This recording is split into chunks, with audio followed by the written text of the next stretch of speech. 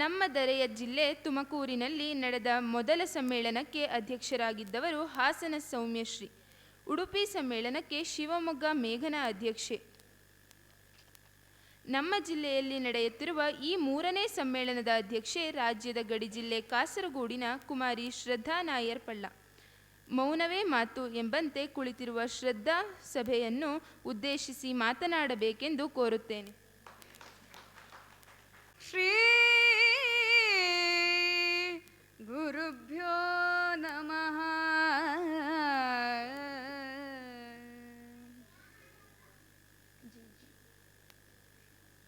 ಗುರುಭ್ಯೋ ನಮಃ.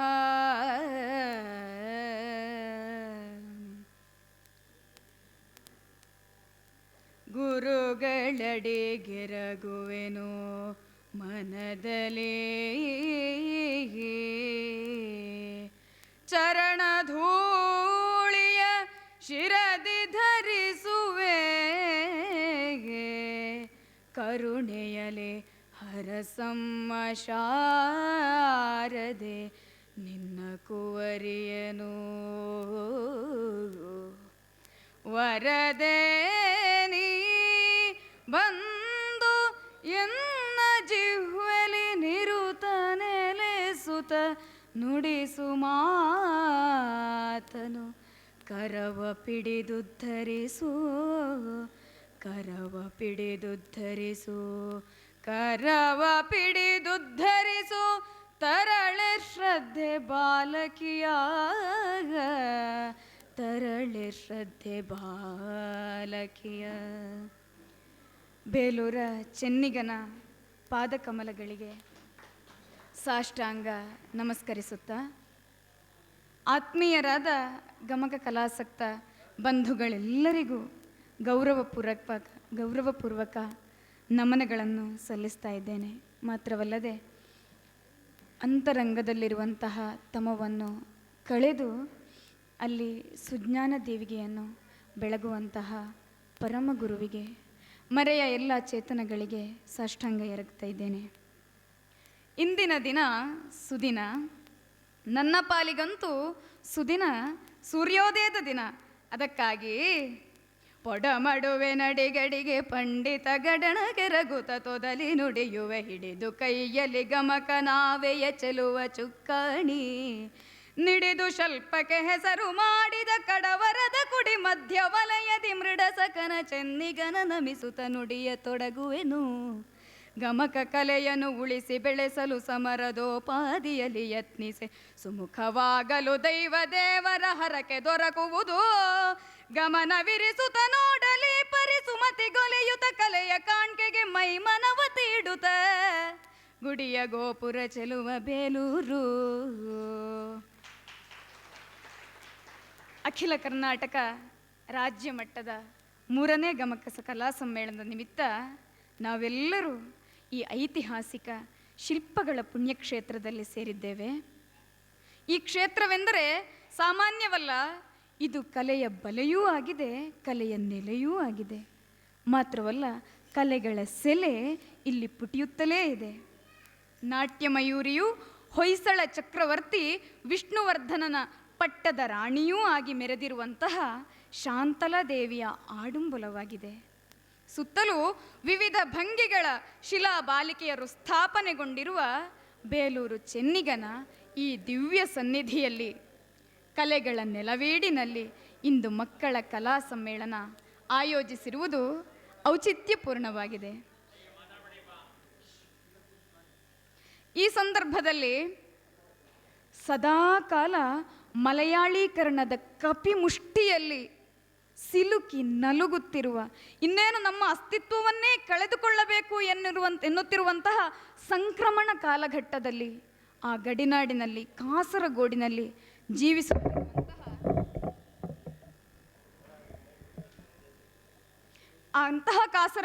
ಜೀವಿಸುತ್ತಿರುವಂತಹ ವಿದ್ಯಾರ್ಥಿನಿಯಾದಂತಹ ನನ್ನನ್ನು ಈ ಸಮ್ಮೇಳನದ ಅಧ್ಯಕ್ಷ ಸ್ಥಾನಕ್ಕೇರಿಸಿ ಅನುಗ್ರಹಿಸಿದ್ದೀರಿ.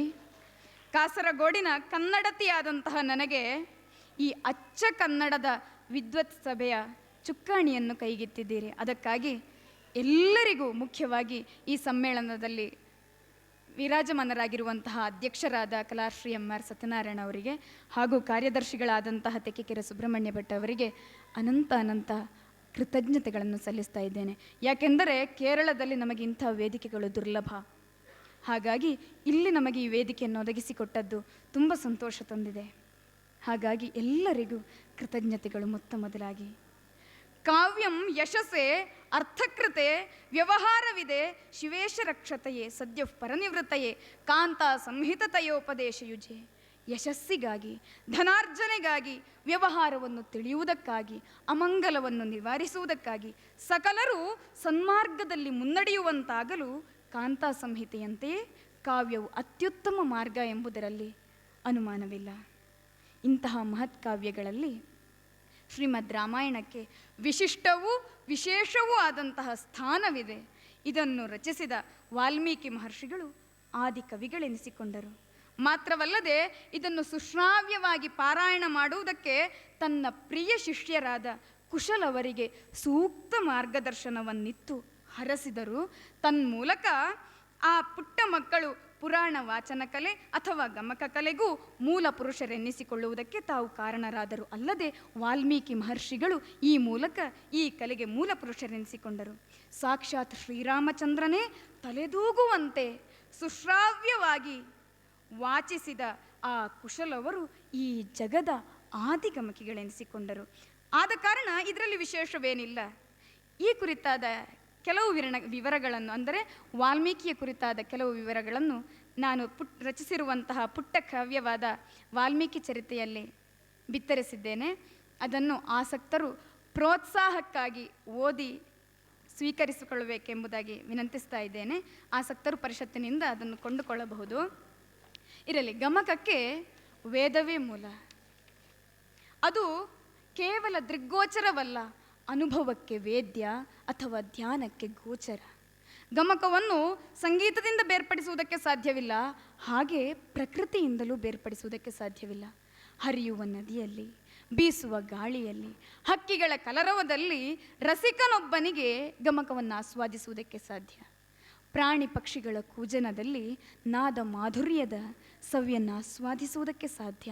ಅದಕ್ಕಾಗಿಯೇ ಕೂಜಂತಂ ರಾಮರಾಮೇತಿ ಮಧುರಂ ಮಧುರಾಕ್ಷರಂ ಆರುಹ್ಯ ಕವಿತಾಶಾಖಾಂ ವಂದೇ ವಾಲ್ಮೀಕಿ ಕೋಕಿಲಂ ಎಂಬುದನ್ನು ವಾಲ್ಮೀಕಿ ರಾಮಾಯಣದ ಪ್ರಾರಂಭದಲ್ಲಿಯೇ ನಾವು ಹಾಡ್ತೇವೆ. ಗಮಯತೀತಿ ಗಮಕಃ ಗಮಯತಿ ಪ್ರಾಪ್ತಯತಿ ಬೋಧಯತೀತಿ ವಾ ಎಂದಿದ್ದಾರೆ. ಗಮಕ ಶಬ್ದವು ಗಮ್ ಎಂಬ ಧಾತು ಮೂಲದ್ದು. ಇದು ನಮ್ಮ ತಿಳಿವಿನ ಕನ್ನಡಿ, ನಮ್ಮ ಅರಿವಿನ ಪರಿಧಿಯಲ್ಲೇ ಇದು ವರ್ಧಿಸ್ತದೆ. ಯತ್ಪ್ರೌಢಿತ್ವಂ ಉದಾರತಾ ಚ ವಚಸಾಂ ಯಚ್ಚಾರ್ಥತೋ ಗೌರವಂ ತಚ್ಚೇದಸ್ತಿ ತತಸ್ತದೇವ ಗಮಕಂ ಪಾಂಡಿತ್ಯ ವೈದಗ್ಧಯೋ. ಸುಮಧುರವಾದ ಶಾರೀರದಿಂದ ಅಪಾರವಾದ ಭಾವವನ್ನು, ಗಂಭೀರವಾದ ಅಂತರಾರ್ಥಗಳನ್ನು ಪಾಂಡಿತ್ಯ ಪ್ರೌಢಿಮೆಯೊಂದಿಗೆ ವ್ಯಕ್ತಪಡಿಸುವಂತಹ ಒಂದು ವಿಶಿಷ್ಟವಾದ ಕಲಾ ಪ್ರಕಾರವೇ ಗಮಕ. ಇದು ಶಬ್ದಾರ್ಥ ಕೌಸ್ತುಭದ ನಿಘಂಟುಗಾರರು ಗುರುತಿಸಿದಂತಹ ವಿಚಾರ. ನಮ್ಮ ಸಾಮಾನ್ಯ ಮಾತಿನಲ್ಲಿ ಹೇಳುವುದಾದರೆ ಶ್ರುತಿಬದ್ಧವಾಗಿ ಅರ್ಥಕ್ಕೆ ಹೊಂದುವ ರಾಗ ಸಂಯೋಜನೆಯನ್ನು ಮಾಡಿ ಸಾಹಿತ್ಯ ಮತ್ತು ಸಂಗೀತದ ಯಾವ ನಿಯಮಗಳನ್ನು ಮೀರದೆ ಶ್ರೋತೃಗಳ ಮನಸ್ಸಿಗೆ ಆನಂದವನ್ನು ಈಯುವಂತೆ ಸುಶ್ರಾವ್ಯವಾಗಿ ಪ್ರಸ್ತುತಪಡಿಸುವುದೇ ಗಮಕ. ಕುಶಲವರು ತಮ್ಮ ಶೈಶವಾವಸ್ಥೆಯಲ್ಲಿಯೇ ಈ ರೀತಿಯಲ್ಲಿ ಹಾಡಿ ಪ್ರಭು ಶ್ರೀರಾಮಚಂದ್ರನನ್ನೇ ಮೆಚ್ಚಿ ತಲೆದೂಗುವಂತೆ ಮಾಡಿದ್ದರು. ಆ ಈರುವರು ಬಾಲಕರನ್ನೇ ಆದರ್ಶವಾಗಿಟ್ಟುಕೊಂಡು ಇಂದಿನ ಮಕ್ಕಳಾದಂತಹ ನಾವು ಮುಂದುವರಿಯಬೇಕಾದ ಅನಿವಾರ್ಯತೆ ಇದೆ. ಅವರ ಕುರಿತು ಕವಿ ಲಕ್ಷ್ಮೀಶನೇ ಹೀಗೆ ಹೇಳ್ತಾನೆ: ವೀಣೆಯಂ ಕೈಗಿತ್ತು ಬಾಲಕರ ವದನದೊಳು ವಾಣಿತಾಂ ನೆಲೆಸಿಹಳು ಗಾನ ದೇವತೆಯ ಮೈಗಾಣಿಕೆಯೋ ಮೋಹನದ ತನಿರಸವೋ ಸೊಯಿಸುವ ಕರ್ಣಾಮೃತವೋ ಪೇಳೆನೆ ಜಾಣುಣ್ಮೆ ಜೋಕೆಯಿಂ ಜತಿ ರೀತಿ ತಾಳ ಪ್ರಮಾಣ ಕಂಪಿತ ಮೂರ್ಛೆ ರಸ ಪಾಡು ಬೆಡಗು ಭಿನ್ನಾಣ ಲಯ ಮೋಹಕ ಪ್ರತ್ಯಾಹತ ವ್ಯಾಪ್ತಿಯರಿದು ಕೇಳಿಸಿದರವರು. ಲೋಕದಲ್ಲಿ ಯಾವಾಗ ಕಾವ್ಯವು ಹುಟ್ಟಿಕೊಂಡಿತೋ ಅಂದೇ ವಾಚನ ಕಲೆಯು ಹುಟ್ಟಿಕೊಂಡಿತು. ಅದನ್ನು ಪುರಾಣ ವಾಚನ ಎಂಬುದಾಗಿಯೋ ಕಾವ್ಯ ವಾಚನ ಎಂಬುದಾಗಿಯೋ ಕರೀತಾ ಇದ್ರು. ಹಿಂದೆ ಪ್ರತಿಯೊಬ್ಬನ ಮನೆಯಲ್ಲೂ ಕೂಡ, ಆಸ್ತಿಕನ ಮನೆಯಲ್ಲಿ ಸಂಜೆಯ ಹೊತ್ತು ಪುರಾಣದ ವಾಚನ ವ್ಯಾಖ್ಯಾನಗಳು ನಡೀತಾ ಇದ್ದವು. ಅದನ್ನು ಪ್ರವಚನ ಎಂಬುದಾಗಿ ಕರೀತಾ ಇದ್ದರು. ವಾಚನ ಮಾಡಿದವರೇ ಜೊತೆಯಲ್ಲಿ ತಾವೇ ವ್ಯಾಖ್ಯಾನವನ್ನು ಮಾಡ್ತಾ ಇದ್ದರು. ಅವಿಭಕ್ತ ಕುಟುಂಬದ ಮನೆಯ ಎಲ್ಲ ಸದಸ್ಯರು ಶ್ರದ್ಧೆಯಿಂದ ಕುಳಿತು ಆಲಿಸುವ ಸಂಪ್ರದಾಯ ಅಂದಿತ್ತು. ಅದನ್ನು ನೆನಪಿಸಿಕೊಳ್ಳುವಾಗಲೇ ಮೈ ರೋಮಾಂಚನವಾಗ್ತದೆ. ನಮ್ಮ ಅಜ್ಜಿಯರೆಲ್ಲ ಹೇಳುವುದಿದೆ ಈಗಲೂ ಕೂಡ. ಹಿಂದೆಲ್ಲ ನಮ್ಮಲ್ಲಿ ಭಾಗವತವನ್ನು ರಾಮಾಯಣವನ್ನು ಅಜ್ಜ ಓದಿ ಹೇಳ್ತಾ ಇದ್ರು, ನಾವು ಕೇಳ್ತಾ ಇದ್ದೆವು. ಆದರೆ ನಿಮಗೆ ಹೇಳಿದರೆ ನೀವೀಗ ಕೂತ್ಕೊಳ್ತೀರೋ ಇಲ್ವೋ ನಮಗೆ ಗೊತ್ತಿಲ್ಲ, ಹಿರಿಯರು ಹೇಳುವ ಮಾತು. ಯಾಕೆಂದರೆ ಅಂದು ಅವರು ಯಾವ ರೀತಿ ಪ್ರಸ್ತುತಪಡಿಸ್ತಾ ಇದ್ದರು, ಅವರಿಗೆ ಎಲ್ಲಿಂದ ಸಾಮರ್ಥ್ಯ ಬಂತು ಎಂದರೆ ಹಿಂದಿನವರು ಕುರಿತೋದೆದೆಯಂ ಕಾವ್ಯ ಪ್ರಯೋಗ ಪರಿಣಿತ ಮತಿಗಳಾಗಿದ್ದರು. ಒಂದು ರೀತಿಯಿಂದ ನೋಡಿದರೆ ಅದುವೇ ಇಂದಿನ ಗಮಕ ಕಲೆಗೆ ಮೂಲವಾಗಿದೆ ಎಂಬುದನ್ನು ಒಪ್ಪಿಕೊಳ್ಳಲೇಬೇಕಾಗ್ತದೆ. ಹಿಂದಿನ ಕಾಲದಲ್ಲಿ ಆಗಾಗ ನಡೆದು ಬರ್ತಾ ಇದ್ದಂತಹ ಶ್ರೀಮದ್ ಭಾಗವತ ಸಪ್ತಾಹವೇ ಮೊದಲಾದ ಕಾವ್ಯ ವಾಚನ ವ್ಯಾಖ್ಯಾನ ಕಾರ್ಯಕ್ರಮಗಳು ಈಗಲೂ ಹಲವೆಡೆಗಳಲ್ಲಿ ನಡೆದು ಬರುತ್ತಾ ಇರುವಂಥದ್ದು ಸಂತೋಷದ ಸಂಗತಿ. ಕನ್ನಡದ ಆದಿಕವಿ ಪಂಪನಿಂದ ಮೊದಲುಗೊಂಡು ಆಧುನಿಕ ಮಹಾಕಾವ್ಯ ರಚನಕಾರರಾದಂತಹ ಕುವೆಂಪು ಅವರ ಶ್ರೀರಾಮಾಯಣ ದರ್ಶನಂ ಕಾವ್ಯದವರೆಗೂ ನಿರಂತರವಾಗಿ ಗಮಕ ಸುಧೆ ಹರಿದು ಬರುತ್ತಲೇ ಇತ್ತು ಎನ್ನುವುದಕ್ಕೆ ಸಾಕ್ಷಿಗಳನ್ನು ನಾವು ಕಾಣ್ತಾ ಇದ್ದೇವೆ. ಪಂಪ ತನ್ನ ವಿಕ್ರಮಾರ್ಜುನ ವಿಜಯದಲ್ಲಿ ಹೇಳ್ತಾನೆ, ಕವಿ ಗಮಕಿ ವಾದಿ ವಾಗ್ಮಿ ಪ್ರವರರ ಪಂಡಿತರ ನೆಗಳ್ದ ಮಾತರಿವರ ಸಬ್ಬವದರೊಡನಂತೆಸೆದ ನಿವಾಸದ ಓಲಗದೊಳಿರ್ದನಾಗಳ್ ಹರಿಗಂ ಎಂಬ ಮಾತಿನ ಮೂಲಕ. ಹಿಂದೆ ಸಂಸ್ಕೃತಿಯ ಪೋಷಕರಾಗಿದ್ದ ಅರಿಕೇಸರಿಯಂತಹ ರಾಜರುಗಳ ಆಸ್ಥಾನದಲ್ಲಿ ಕವಿ ಗಮಕಿ ವಾದಿ ವಾಗ್ಮಿಗಳೆಂಬ 4 ವರ್ಗದ ವಿದ್ವಾಂಸರಿದ್ದರು ಎಂಬುದಕ್ಕೆ ಪಂಪನ ಈ ಮಾತುಗಳೇ ಸಾಕ್ಷಿಯಾಗಿದೆ. ಇವರೇ ರಾಜಸಭೆಯ ಆಸ್ಥಾನಕ ವಿದ್ವಾಂಸರಾಗಿದ್ದರು. ಮಾತ್ರವಲ್ಲದೆ ಆ ಸಭೆಯ ಆಧಾರ ಸ್ತಂಭಗಳಾಗಿದ್ದರು. ಅಂತೂ ಗಮಕ ಕಲೆಗೆ ಅವಿಚ್ಛಿನ್ನ ಪರಂಪರೆ ಇದೆ ಎನ್ನುವುದಂತೂ ಸ್ಪಷ್ಟ. ಅಂದು ಹಲವಾರು ಗಮಕಿಗಳು ಇದನ್ನು ಸಾರಿ ತೋರಿಸ್ತಾ ಇದ್ರು.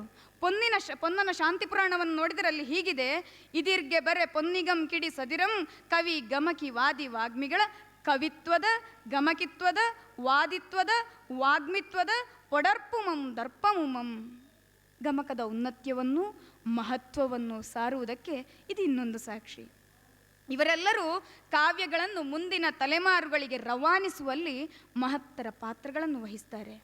ನನ್ನ ಗುರುಗಳು ಹೇಳುವಂತೆ ಗಮಕದ ನಿರ್ವಚನ ಹೀಗಿದೆ: ಯಾವುದೇ ಕಾವ್ಯವನ್ನಾದರೂ ಅರ್ಥ ಕೆಡದಂತೆ, ಆಶಯ ತಪ್ಪದಂತೆ, ಶ್ರುತಿಬದ್ಧವಾಗಿ ರಾಗ ತಾಳಗಳ ಜ್ಞಾನದೊಂದಿಗೆ ಸುಶ್ರಾವ್ಯವಾಗಿ ಹಾಡಿ ಪ್ರಸ್ತುತಪಡಿಸುವವನೇ ವಾಚನಕಾರನಾದರೆ ಕಾವ್ಯದೊಳಗೆ ಅಡಗಿರುವಂತಹ ಎಲ್ಲ ಧನಾತ್ಮಕ ಋಣಾತ್ಮಕ ವಿಚಾರಗಳನ್ನು ವಿಮರ್ಶಿಸಿ ಕಾವ್ಯದ ಕಡಲೊಳಗೆ ಹೊಕ್ಕು ಈಜಾಡಿ ನವನವನೀತದೊಂದಿಗೆ ಹೊರಬರುವವನೇ ವ್ಯಾಖ್ಯಾನಗಾರ. ಕಾವ್ಯವು ವ್ಯವಸ್ಥಿತವಾಗಿ ಜನ ಮನಕ್ಕೆ ತಲುಪಿ ಹೃದಯಂಗಮವಾಗಬೇಕಾದರೆ ವಾಚನವೂ ಬೇಕು, ಜೊತೆಗೆ ವ್ಯಾಖ್ಯಾನವೂ ಬೇಕು. ಒಬ್ಬ ವೀರ ಯೋಧನಿಗೆ 2 ಬಲವಾದ ಬಾಹುಗಳು ಆತನ ಸಾಮರ್ಥ್ಯವನ್ನು ಪ್ರದರ್ಶಿಸುವುದಕ್ಕೆ ಯಾವ ರೀತಿ ಸಹಾಯವನ್ನು ಮಾಡುತ್ತವೋ ಅದೇ ರೀತಿ ಕಾವ್ಯವನ್ನು ಒಬ್ಬ ಪುರುಷನನ್ನಾಗಿ ಕಂಡರೆ, ಒಬ್ಬ ಯೋಧನನ್ನಾಗಿ ಕಂಡರೆ ವಾಚನ ಮತ್ತು ವ್ಯಾಖ್ಯಾನ ಇವೆರಡೂ ಆ ಪುರುಷನ, ಆ ಮಹಾವೀರನ 2 ಬಾಹುಗಳಿದ್ದಂತೆ. ಒಂದು ಭುಜಬಲ, ಇನ್ನೊಂದು ಬುದ್ಧಿಬಲ. ಭುಜಬಲ ಮತ್ತು ಬುದ್ಧಿಬಲದಲ್ಲಿ ಯಾವುದು ಮೇಲೆ ಅಂತ ಕೇಳಿದರೆ ಯಾವುದನ್ನು ಹೇಳಲಿಕ್ಕೆ ಸಾಧ್ಯ? ಹಾಗೆ ವಾಚನ ಮತ್ತು ವ್ಯಾಖ್ಯಾನಗಳು ಇದರಲ್ಲಿ 2ರಲ್ಲಿ ಯಾವುದು ಮೇಲೆಂದು ಕೇಳಿದರೆ ಯಾವುದು ಮೇಲಲ್ಲ. 2 ಸರಿತೂಕದವುಗಳು. ಒಂದು ದೇಹಬಲವಿದ್ದಂತೆ, ಇನ್ನೊಂದು ಬುದ್ಧಿಬಲವಿದ್ದಂತೆ, ಒಂದೇ ನಾಣ್ಯದ 2 ಮುಖಗಳಿದ್ದಂತೆ. ಷಡಕ್ಷರ ಕವಿಯು ವಾಚನ ಹೇಗಿರಬೇಕೆಂಬುದರ ಕುರಿತಾಗಿ ತನ್ನ ರಾಜಶೇಖರ ವಿಳಾಸದಲ್ಲಿ ಹೀಗೆ ಹೇಳ್ತಾ ಇದ್ದಾನೆ: ಕವಿ ವಿಭುಧರ ಕಿವಿಯೊಳ್ ಸೂಸುವ ನವರಸಂ ಇಳಿದು ತೀವಿ ತನುವಂ ಮನವಂ ಕವಿದು ಪೊರಸೂಸಿತೆನೆ ಪೊಣ್ಮುವ ಸುಖಬಾಷ್ಪಂ ತುಳುಂಕೆ ಪೇಳುವುದು ಕೃತಿಯಂ. ಕಾವ್ಯ ವಾಚನದಿಂದ ಹೇಗೆ ರಸೋತ್ಪತ್ತಿಯಾಗುತ್ತದೆ, ಅದರ ಪರಿಣಾಮ ಏನು ಎಂಬುದನ್ನು ಕವಿ ಇಲ್ಲಿ ಬಲು ಮನೋಜ್ಞವಾಗಿ ವರ್ಣಿಸಿದ್ದಾನೆ. ನೀತಿಸಾರದಲ್ಲಿ ಗಮಕಿಯ ಲಕ್ಷಣವನ್ನು ಈ ರೀತಿ ಉಲ್ಲೇಖಿಸ್ತಾರೆ: ಎಡರದೆ ತೊಡಹದೆ ತಲೆಯಂ ಕೊಡಹದೆ ಕಡುವಹಿಲ ಜಾಡ್ಯವೆನಿಸದೆ ರಸಮಂ ಕೆಡಿಸದೆ ಸರ್ವರ ಚಿತ್ತ ಕೊಡಬಡಲೋದುವವನೇ ಗಮಕಿ ಕನ್ನಡ ಜಾಣಂ. ಗಮಕ ಕಲೆಯಲ್ಲಿ ವ್ಯಾಖ್ಯಾನಕ್ಕೂ ಅದರದ್ದೇ ಆದ ಮಹತ್ವವಿದೆ. ವ್ಯಾಖ್ಯಾನವೆಂದರೆ ಕೇವಲ ಕಾವ್ಯ ಭಾಗದ ಅರ್ಥವನ್ನು ಮಾತ್ರ ನುಡಿಯುವುದಲ್ಲ, ಹೇಳಿಬಿಡುವುದಲ್ಲ. ವ್ಯಾಖ್ಯಾನಕ್ಕೂ ಹರಿಕಥೆಗೂ ಯಕ್ಷಗಾನದ ಅರ್ಥಗಾರಿಕೆಗೂ ಪರಸ್ಪರ ಸಂಬಂಧ ಇದ್ದೇ ಇದೆ. ಆದರೂ ವ್ಯಾಖ್ಯಾನವು ಹರಿಕಥೆ ಹಾಗೂ ಯಕ್ಷಗಾನಕ್ಕಿಂತ ಭಿನ್ನವೇ ಆಗಿದೆ. ಇಲ್ಲಿ ವ್ಯಾಖ್ಯಾನಕಾರ ಹೆಚ್ಚು ಎಚ್ಚರಿಕೆಯಿಂದಿರಬೇಕಾಗ್ತದೆ. ತುಸು ವ್ಯತ್ಯಾಸವಾದರೂ ಕೂಡ ಅದು ಹರಿಕಥೆಯಾಗಿಯೋ ಅಥವಾ ಯಕ್ಷಗಾನದ ಅರ್ಥಗಾರಿಕೆಯಾಗಿಯೋ ಬದಲಾಗುವ ಸಾಧ್ಯತೆ ಹೆಚ್ಚು. ವ್ಯಾಖ್ಯಾನಗಾರನು ಕಥಾಪಾತ್ರದೊಂದಿಗೆ ತಾನು ಪರಕಾಯ ಪ್ರವೇಶ ಮಾಡಬಾರದು, ಆ ಪಾತ್ರಕ್ಕೆ ಪ್ರವೇಶ ಮಾಡಬಾರದು. ಆ ಪಾತ್ರದ ಹೊರಗಿನಿಂದ ನಿಂತು ತಾನು ವ್ಯಾಖ್ಯಾನಿಸಬೇಕಾಗುತ್ತದೆ. ಒಂದು ವೇಳೆ ಆ ಪ್ರವೇಶ ಮಾಡಿದರೆ, ಆ ಕಥೆಯೊಳಗಿರುವ ಪಾತ್ರವನ್ನು ಪ್ರವೇಶ ಮಾಡಿದರೆ ಅದು ಹರಿಕಥೆಯಾಗಿಯೂ ಬಿಡ್ತದೆ. ಇನ್ನೊಂದು ವಿಚಾರ, ವಾಚನಕಾರ ಯಾವ ಶ್ರುತಿಯಲ್ಲಿ ವಾಚನ ಮಾಡ್ತಾನೋ ಅದೇ ಶ್ರುತಿಯಲ್ಲೇ ವ್ಯಾಖ್ಯಾನಗಾರನು ತನ್ನ ವ್ಯಾಖ್ಯಾನದ ಪ್ರಥಮ ಶಬ್ದವನ್ನು ಎತ್ತಿಕೊಳ್ಳುವುದು ಒಳಿತು. ಮುಂದೆ ವ್ಯಾಖ್ಯಾನದ ಶೈಲಿಯಲ್ಲೇ ಆ ವ್ಯಾಖ್ಯಾನವು ಮುಂದುವರಿಯಬೇಕು. ಎಲ್ಲಾದರೂ ಆ ವ್ಯಾಖ್ಯಾನವು ಕೂಡ ಶ್ರುತಿಯಲ್ಲಿಯೇ ಮುಂದುವರಿದರೆ ಅದು ಹರಿಕಥೆಯಾಗಿ ಬದಲಾಗುವ ಸಾಧ್ಯತೆ ಇದೆ. ಆದ್ದರಿಂದ ವಾಚನ ವ್ಯಾಖ್ಯಾನಕ್ಕೆ ಪ್ರತ್ಯಕ್ಷವಾಗಿ ಈ ರೀತಿಯಲ್ಲಿ ಸಂಬಂಧವನ್ನು ಕಲ್ಪಿಸಿಕೊಳ್ಳಬಹುದು. ಶ್ರುತಿಯನ್ನು ವ್ಯಾಖ್ಯಾನಕ್ಕೆ ಹೋಲಿಸುವುದರ ಮೂಲಕ ವಾಚನದಿಂದ ಕಾವ್ಯ ಭಾಗ ಅದರ ಭಾವ ಸ್ಪಷ್ಟವಾಗಿ ಸ್ಫುರಿಸಿದರೆ, ವ್ಯಾಖ್ಯಾನದಿಂದ ಕಾವ್ಯದೊಳಗಿರುವಂತಹ ಎಲ್ಲ ವಿಚಾರಗಳು, ತತ್ವಗಳು, ಸತ್ವಗಳು, ವಿಮರ್ಶೆಗಳು, ನಿಗೂಢಾರ್ಥಗಳು, ಗೂಢಾರ್ಥಗಳು, ಸ್ಪಷ್ಟಾರ್ಥಗಳು, ಸೂಚ್ಯಾರ್ಥಗಳು, ದ್ವಯಾರ್ಥಗಳೆಲ್ಲವೂ ಕೂಡ ವಿಸ್ತರಿಸಲ್ಪಡುತ್ತದೆ. ವ್ಯಾಖ್ಯಾನವು ಶ್ರೋತೃಗಳನ್ನು ಚಿಂತನೆಗೆ ಹಚ್ಚಬೇಕು, ಹೊಸ ಸನ್ನಿವೇಶವನ್ನು ಸೃಷ್ಟಿ ಮಾಡಬೇಕು. ಆದರೆ ಸೃಷ್ಟಿ ಮಾಡುವುದರ ಜೊತೆಗೆ ತಾನು ಭಾವುಕನಾಗಬಾರದು, ಆದರೆ ಶ್ರೋತೃಗಳನ್ನು ಭಾವುಕನಾಗಿಸಬಹುದು. ತೌಲನಿಕವಾದ ವಿಮರ್ಶೆಗೆ ಅಲ್ಲಿ ಅವಕಾಶವಿರಬೇಕು. ಮುಖ್ಯವಾಗಿ ಅಂತರಂಗದ ಕದವನ್ನು ತೆರೆದು ಅಲ್ಲೊಂದು ಚಿಂತನ ಮಂಥನವಾಗಿ ಸಾಹಿತ್ಯ ನವನೀತ ತೇಲಿ ಬರಬೇಕು. ವ್ಯಾಖ್ಯಾನಗಾರನಿಗೆ ಸಮಯ ಪ್ರಜ್ಞೆ ಇರಬೇಕು, ಶಬ್ದ ಸಂಪತ್ತೂ ಇರಬೇಕು. ಮಾತ್ರವಲ್ಲ, ಕಾವ್ಯ ಭಾಗದ ಸಂಪೂರ್ಣ ಪರಿಚಯವಿರಬೇಕು. ಹಾಗಾದರೆ ಆತ ಖಂಡಿತವಾಗಿಯೂ ಒಬ್ಬ ಸಮರ್ಥ ವ್ಯಾಖ್ಯಾನಗಾರನಾಗ್ತಾನೆ. ಅಂತೂ ವ್ಯಾಖ್ಯಾನಗಾರನಿಗೆ ಸಾಹಿತ್ಯ ಮತ್ತು ಸಂಗೀತದ ಸಂಪೂರ್ಣ ಜ್ಞಾನವಿರಬೇಕಾಗುತ್ತದೆ ಎನ್ನುವುದಂತೂ ಸ್ಪಷ್ಟ. ವಾಚನಕಾರನಿಗೆ ಹೇಗೂ ಇರಬೇಕಾದಂಥ ವಿಚಾರಗಳು, ಸಾಹಿತ್ಯ ಜ್ಞಾನ, ಸಂಗೀತ ಜ್ಞಾನ ಎಲ್ಲ ಅದೇ ರೀತಿ ವ್ಯಾಖ್ಯಾನಕಾರನಿಗೂ ಇರಬೇಕಾಗ್ತದೆ. ಗಮಕದಲ್ಲಿ ನಾವು ಉಪಯೋಗಿಸುವ ರಾಗಗಳ ಮಹತ್ವವನ್ನು ಇಲ್ಲಿ ಹೇಳೋಣವಂತೆ. ಇಲ್ಲಿ ಹಾಡುವುದಕ್ಕೆ ಉಪಯೋಗಿಸುವ ರಾಗಗಳಿಗೆ ರೋಗಗಳನ್ನು ನಿವಾರಿಸುವ ಸಾಮರ್ಥ್ಯವಿದೆ. DVGಯವರಂತೂ ರಾಗಗಳ ಮಹತ್ವವನ್ನು, ಅದರ ಹಿರಿಮೆಯನ್ನು, ಅದರಿಂದ ನಮಗಾಗುವ ಲಾಭಗಳನ್ನು ಅತ್ಯದ್ಭುತವಾಗಿ ತನ್ನ ಕಗ್ಗಗಳಲ್ಲಿ ಈ ರೀತಿ ಚಿತ್ರಿಸಿದ್ದಾರೆ. ವೇದಾಂತ ವಾಕ್ಯಗಳ ನಮಕಾನುವಾಕಗಳ ಕೇದಾರ ಗೌಳ ಮಣಿರಂಗ ಆರಭಿಗಳ ನಾದಂಗಳಲ್ಲಿ ಮನವ ಬೆರೆಸಿ ನೀನುತ್ಕ್ರಮಿಸಿ ಸಾಧನವು ಮುಕ್ತಿಗದು ಮಂಕುತಿಮ್ಮ. ಮೋಹನಾನಂದ ಭೈರವಿ ಶಂಕರಾಭರಣ ಶಾಹನ ಕುರುಂಜಿ ಕೇದಾರ ಕಾಪಿಗಳ ಮೋಹ ಸರ್ವಸ್ವಗಳ ರಾಗಾಬ್ಧಿಯೋ ಬ್ರಹ್ಮ ಗಾಹಿಸದರೊಳಗೆ ನೀ ಮಂಕುತಿಮ್ಮ. ಜೀವ ಬ್ರಹ್ಮ ಐಕ್ಯವನ್ನು ಘೋಷಿಸುವ ಎಲ್ಲ ಮಂತ್ರಗಳ ರಾಗಗಳ ನಾದದಲ್ಲಿ ಮನಸ್ಸನ್ನು ಬೆರೆಸಿದರೆ ಆಗ ನಾನು ಎಂಬ ಮಮಕಾರ ತೊಲಗಿ ಆ ನಾದದಲ್ಲಿ ಬೆರೆತು ಹೋದರೆ ಅದುವೇ ಮುಕ್ತಿಗೆ ಸಾಧನ. ಬ್ರಹ್ಮವೆಂಬುದೇ ಸಂಗೀತ ರಾಗಗಳ ಸಾಗರ. ಆ ರಾಗಗಳನ್ನೆಲ್ಲ ಕೇಳುತ್ತಿದ್ದರೆ ಅದರಲ್ಲಿ ನಾವು ತಾದಾತ್ಮ್ಯ ಹೊಂದುತ್ತೇವೆ, ಅದರೊಳಗೆ ನಾವು ಪ್ರವೇಶ ಮಾಡ್ತೇವೆ. ಆ ಮೂಲಕ ಮುಕ್ತಿ ಮಾರ್ಗದೆಡೆ ನಾವು ಸಾಕ್ತೇವೆ. ಮಹಾಕಾವ್ಯಗಳ ವಾಚನ ವ್ಯಾಖ್ಯಾನಗಳಿಂದ ಖಂಡಿತವಾಗಿಯೂ ದುರ್ಜನರನ್ನೂ ಕೂಡ ಸಜ್ಜನರನ್ನಾಗಿಸುವುದಕ್ಕೆ ಸಾಧ್ಯವಿದೆ. ನರನನ್ನು ನಾರಾಯಣನನ್ನಾಗಿಸುವ ಸಾಮರ್ಥ್ಯ ಈ ಕಲೆಗಿದೆ. ಯಾಕೆಂದರೆ ಹಿಂದೆ ಈಗಾಗಲೇ ಹೇಳಿದಂತೆ ಮನುಷ್ಯನಿಗೆ ಬೇಕಾದ ವಿಚಾರಗಳೇ ಅಲ್ಲಿರುವಂಥದ್ದು ಹೊರತು ಅದರ ಹೊರತಾಗಿ ಇನ್ಯಾವುದೂ ಇಲ್ಲ. ಆಧ್ಯಾತ್ಮಿಕವಾದ ವಿಚಾರಗಳಾಗಿರಬಹುದು, ನಮ್ಮ ನಿತ್ಯ ಜೀವನದ ಮೌಲ್ಯಗಳಾಗಿರಬಹುದು, ಅದೇ ಕಾವ್ಯದಲ್ಲಿ ಪ್ರಸ್ತುತವಾಗಿರುವಾಗ, ಅದುವೇ ಕಾವ್ಯದಲ್ಲಿ ಹೊರಹೊಮ್ಮಿರುವಾಗ ಅದು ನಮ್ಮ ಜೀವನದಿಂದ ಬೇರೆ ಹೇಗಾಗ್ತದೆ? ಅದು ನಮ್ಮ ಜೀವನಕ್ಕೆ ಹೊಂದಿಕೊಂಡಿರುವಂಥದ್ದು. ನಮ್ಮ ಜೀವನದ ಜೊತೆಗೆ ಅದನ್ನು ಮಾರ್ಗದರ್ಶನವಾಗಿಟ್ಟು ನಾವು ಮುಂದೆ ಹೋಗಲೇಬೇಕು. ಅದನ್ನು ಮಾರ್ಗದರ್ಶನವಾಗಿ ನಮ್ಮ ಜೀವನದಲ್ಲಿ ನಾವು ಪಡೆದುಕೊಳ್ಳಲೇಬೇಕು, ಇಟ್ಟುಕೊಳ್ಳಲೇಬೇಕು.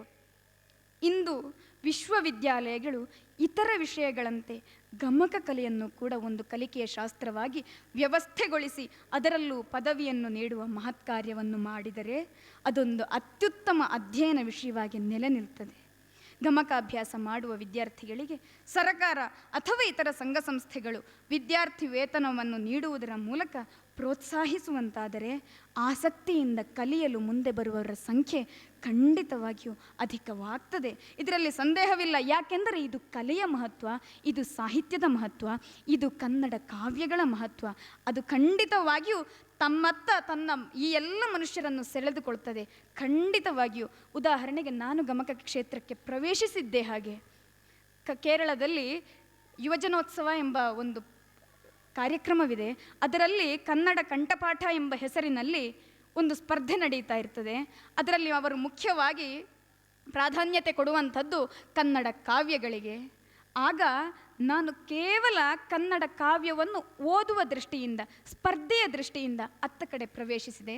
ಅದಕ್ಕೊಬ್ಬರು ಅಧ್ಯಾಪಕರು ಉತ್ತಮವಾಗಿ ರಾಗವನ್ನು ಹಾಕಿಕೊಟ್ಟರು.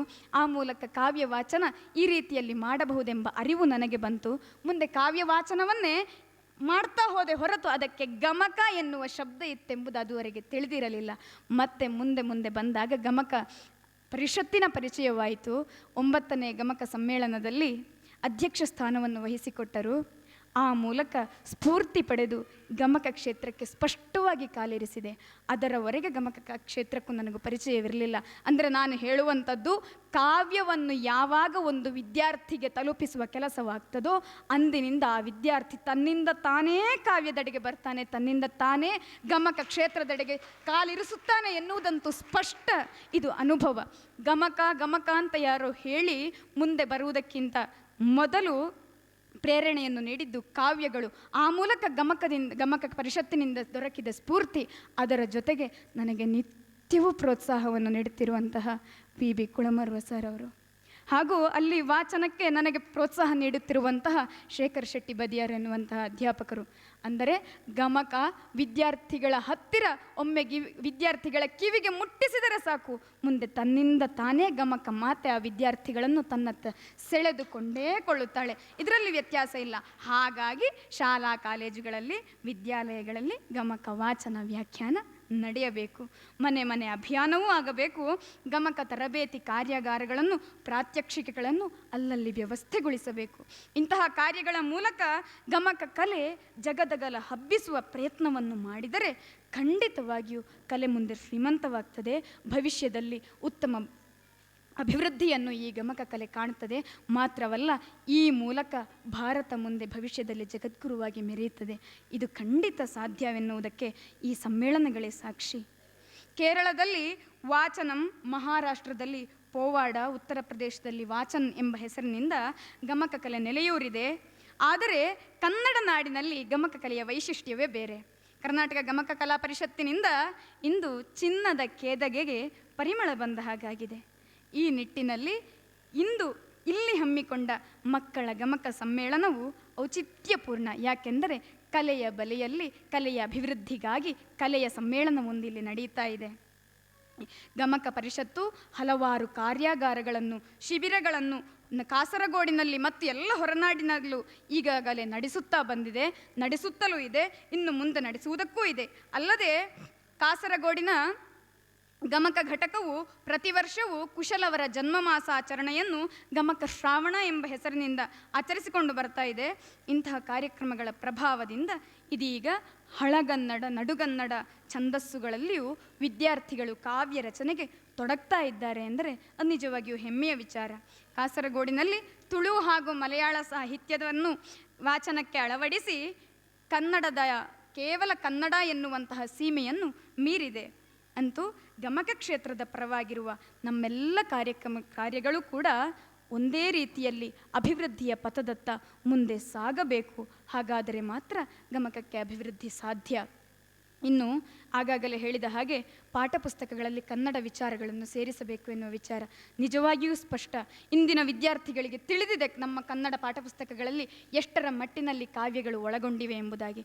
ನಾವು ಅಲ್ಲಿ ಕೇರಳದ ಕಡೆ ಇದನ್ನು ವಿಚಾರಿಸಲು ಹೋದರೆ ಕನ್ನಡಕ್ಕೆ ಬೆಲೆ ದೊರಕುವುದೇ ಕಷ್ಟ. ಮೊನ್ನೆ ನವೆಂಬರ್ 1 ರಾಜ್ಯೋತ್ಸವ ದಿನ ಕಳೆಯಿತು.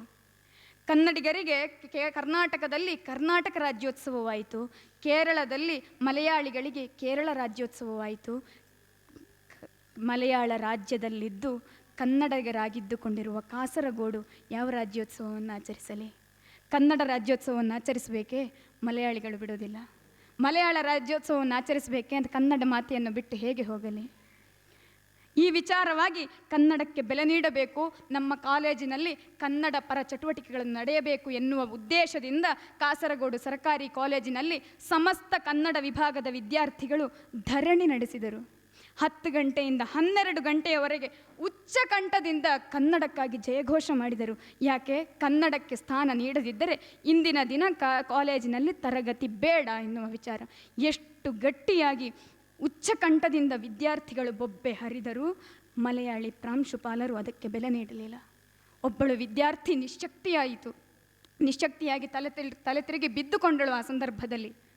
ಅಂದರೆ ಕನ್ನಡಕ್ಕಾಗಿ, ಕನ್ನಡದ ಉಳಿವಿಗಾಗಿ ಕಾಸರಗೋಡಿನಲ್ಲಿ ಶ್ರಮಿಸುವುದು ಅದೆಷ್ಟು ಬನ್ನ ಎನ್ನುವುದನ್ನು ಈ ಮೂಲಕ ನಾನು ಹೇಳ್ತಾ ಇದ್ದೇನೆ. ಇದಕ್ಕಾಗಿ ನಿಮ್ಮ ಪ್ರೋತ್ಸಾಹ ನಿತ್ಯವೂ ನಮಗೆ ದೊರಕಬೇಕು.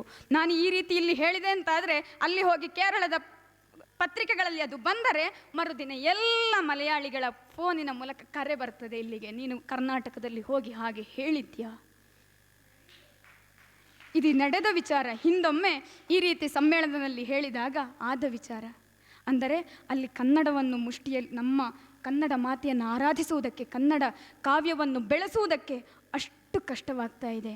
ತಿರುವನಂತಪುರದಲ್ಲಿ ಸೆಕ್ರೆಟರಿಯೇಟಿನ ಎದುರೇ ಹೋಗಿ ಕನ್ನಡದ ಕಾಸರಗೋಡಿನ ಹಲವು ಮಂದಿ ಧರಣಿ ಮೊನ್ನೆ ರಾಜ್ಯೋತ್ಸವ ದಿನದೇ ನಡೆಸಿದ್ದರು. ಕನ್ನಡಕ್ಕೆ ಸರಿಯಾದ ಬೆಲೆ ನೀಡಬೇಕು, ಇಲ್ಲದಿದ್ದರೆ ನಮ್ಮನ್ನು ಕರ್ನಾಟಕಕ್ಕೆ ಹೋಗುವುದಕ್ಕೆ ಬಿಡಬೇಕು. ಕನ್ನಡ ಮಾತೆ, ಕರ್ನಾಟಕ ಮಾತೆ ನಮ್ಮನ್ನು ಸ್ವೀಕರಿಸುತ್ತಾಳೆಂಬುದು ಶತಸಿದ್ಧ, ಖಂಡಿತವಾಗಿಯೂ ಭರವಸೆ ಇದೆ. ಆದರೆ ಸರ್ಕಾರ ಯಾವ ರೀತಿ ಕೈಯಾಡಿಸ್ತದೆ ಎನ್ನುವುದು ತಿಳಿದಿಲ್ಲ. ಅಂತೂ ಕನ್ನಡಕ್ಕೆ, ಗಮಕಕ್ಕೆ, ಕನ್ನಡ ಕಾವ್ಯಕ್ಕೆ ನಾವು ನೀವೆಲ್ಲರಿದ್ದು ಅದರ ಉಳಿವಿಗಾಗಿ, ಅದರ ಬೆಳವಣಿಗೆಗಾಗಿ, ಅದಕ್ಕಾಗಿ, ಆ ಮಾತೆಗಾಗಿ, ಕಡೇ ಪಕ್ಷ ಮಾನವನನ್ನು ಮಾನವನನ್ನಾಗಿಸುತ್ತದೆ ಎನ್ನುವ ಕಾರಣಕ್ಕಾಗಿ ಆದರೂ ಅತ್ತ ಕಡೆ ಒಲವು ಕೊಡೋಣ. ಗಮಕ ಮಾತೆಯನ್ನು ಆರಾಧಿಸೋಣ. ಗಮಕ ಸರಸ್ವತಿಯನ್ನು ನಿತ್ಯವೂ ಬೆಳಗ್ಗೆದ್ದು ಓದಿ ಹಾಡಿ ಆಕೆಯನ್ನು ರಂಜಿಸೋಣ. ಆ ಮೂಲಕ ಆಕೆಯ ಆಶೀರ್ವಾದವನ್ನು ಶಿರಸ ವಹಿಸಿಕೊಳ್ಳೋಣ ಎಂಬುದಾಗಿ ಹೇಳ್ತಾ, ಈ ಕಾರ್ಯಕ್ರಮದಲ್ಲಿ ಅಧ್ಯಕ್ಷೆಯಾಗುವುದಕ್ಕೆ ಅವಕಾಶ ಮಾಡಿಕೊಟ್ಟ, ಮಾತ್ರವಲ್ಲ ಅಧ್ಯಕ್ಷೆಯಾಗಿ ನನ್ನನ್ನು ಆರಿಸಿದಂತಹ ಗಮಕ ಪರಿಷತ್ತಿನ ಎಲ್ಲ ಪದಾಧಿಕಾರಿಗಳಿಗೂ ಹಾಗೂ ನನ್ನನ್ನು ನಿರಂತರ ಪ್ರೋತ್ಸಾಹಿಸುತ್ತಿರುವ ಸರ್ವರಿಗೂ ನಾನು ವಿ.ಬಿ. ಕುಳಮರ್ವರನ್ನು ಬಿಟ್ಟು ಒಂದು ಮಾತನ್ನು ಹೇಳುವುದಕ್ಕೆ ಅಸಾಧ್ಯ. ಯಾಕೆಂದರೆ ಚಿಕ್ಕಂದಿನಿಂದಲೇ ನನ್ನನ್ನು ಬೆಳೆಸಿದವರವರು. ಹಾಗಾಗಿ ಅವರಿಗೂ, ಸಮಸ್ತ ಗಮಕ ಕಲಾ ಪ್ರೇಕ್ಷಕರಿಗೂ, ಗಮಕ ಕಲಾ ಆಸಕ್ತರಿಗೂ ಹಾಗೂ ಗಮಕ ಕಲೆಯ ಬೆಳವಣಿಗೆಗೆ ಅಹೋರಾತ್ರಿ ಹೆಣಗಾಡುತ್ತಿರುವ ಸರ್ವರಿಗೂ ನನ್ನ ಕೃತಜ್ಞತೆಗಳನ್ನು ಹೇಳ್ತಾ ವಿರಮಿಸ್ತೇನೆ. ವಂದನೆಗಳು. ಸಿರಿಗನ್ನಡಂ ಗೆಲ್ಗೆ, ಗಮಕ ಕಲೆ ಬಾಳ್ಗೆ.